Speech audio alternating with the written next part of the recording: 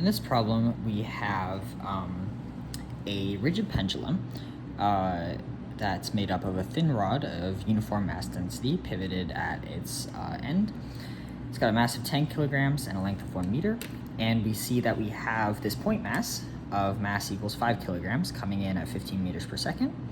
And what's going to happen is this point mass is going to collide with this rigid pendulum, and it's going to stick to it.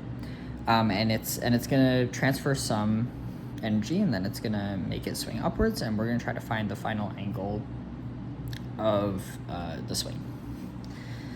So this is a conservation of angular momentum problem, and I can tell that this is a conservation of angular momentum problem because we have a collision where one of the objects is pivoting about an axis. So we can't use linear momentum because we have a rigid body pivoting. So the plan for this problem is that I'm first going to use conservation of linear momentum to find the initial momentum, angular momentum, to find the initial angular momentum of the mass, and then I will find the initial angular speed of the mass system. Once I have the initial angular speed, it becomes a conservation of energy problem, and I can use the conservation of energy to find the final height of the ball. So that's the plan. I'm going to find, when it sticks together, I'm going to find omega naught, and then I'm going to use omega naught, and I'm going to use conservation of energy to find the final height. The final height is going to be related to the angle via trig, because this angle theta is going to have some x component, which is going to be the total length of the rod, 1 meter, minus 1 meter minus 1 meter cosine theta is going to be equal to h. So that's the relationship we're going to use. Okay, so let's start with the conservation of angular momentum. What's the angular momentum of this point mass? Well, it's a point mass, so its angular momentum, L, is going to be equal to R cross P. So we have this cross product here, but when it hits the rod, you can see that its R is straight downwards, and its P is in the direction of its velocity, which is to the right. So we, again, have a 90-degree angle within our cross product, so this is going to simplify to mvr. So we have 5 kilograms times 15 meters per second times r, which is 1 meter. So this is going to be 75 kilogram meters per second.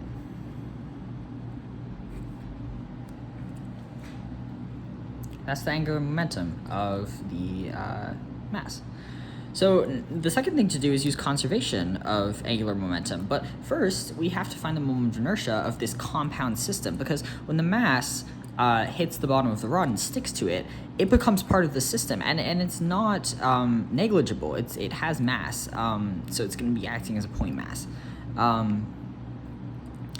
So we have to take that into account. So the I of the rod, well, it's just a uniform rod pivoted around its end.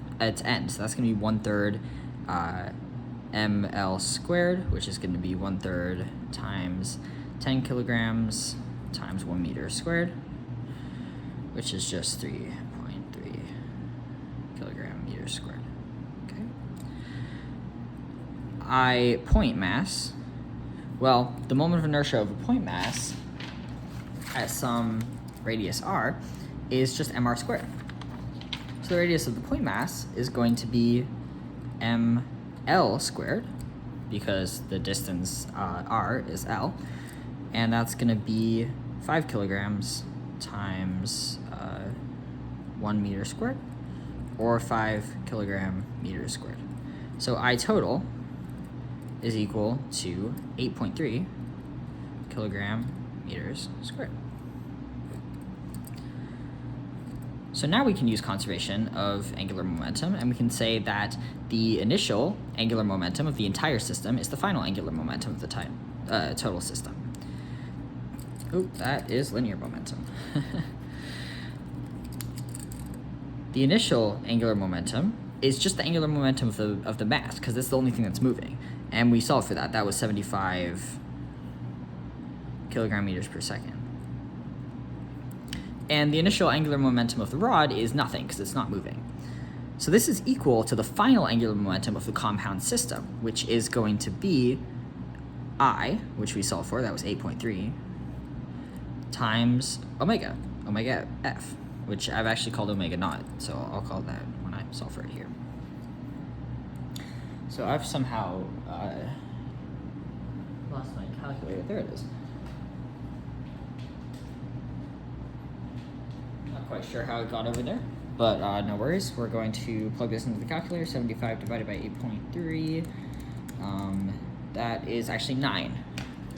Taking into consideration that this 8.3 is it's actually 8.3 repeating. So omega naught is 9 radians per second. That's a nice answer. So now let's use conservation of energy, right? And we can do that now because after the collision, energy is conserved, right? The collision is the only thing that's producing this heat and sound energy, this like distortion of materials. Once the collision is over and we have this omega naught, there's no external forces and energy is conserved. We're not losing anything. So we can say that KE rotational initial, and it's only KE rot because we have something being pivoted, so we don't need any translational kinetic energy, is going to be equal to mgh, where h is our final height. So therefore, 1/2 times the I that we found, which was 8.3, times omega naught squared, 9 squared, is equal to the total mass of the system, which is 15 kilograms, times g times h. Okay. And one equation, one unknown, we can solve for h. We have 0.5 times 8.3 repeating times 81 divided by 15 divided by 9.81. And we get that h, like the final height, is around 2.3 meters.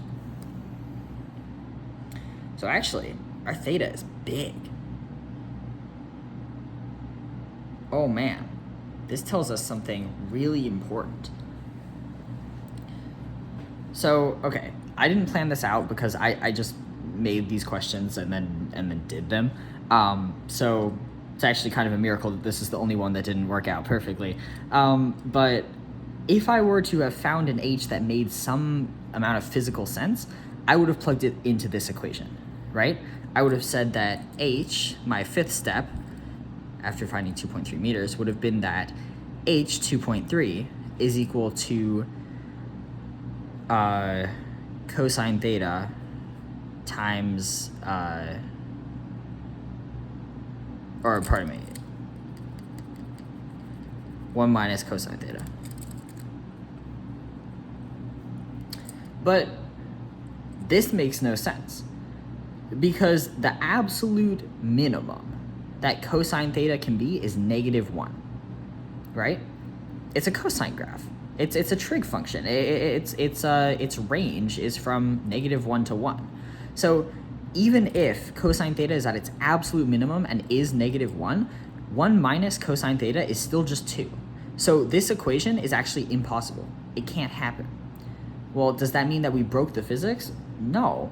All that means is that this 5 kilogram mass moving at 15 meters per second has enough angular velocity to cause this system to begin rotating fully around this pivot. As in, the energy is enough that it goes all the way around to horizontal, all the way to vertical, and then it still has enough energy to come back down and continue maybe making revolutions. So I guess maybe we can find theta f after a full revolution? Do we want to try doing that? Okay. So all we have to do for that is, well, it's still conservation of energy. So new plan, let's find the omega at the top of the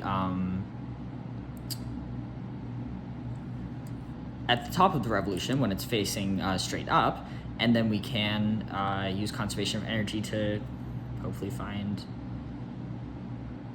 omega f. Ooh, I actually think that's not going to work. You know why? Because this system that I've modeled doesn't take into account any friction of the pivot. So this is an ideal system. So actually, in our ideal system, we've put enough energy into this to make it just continue spinning forever.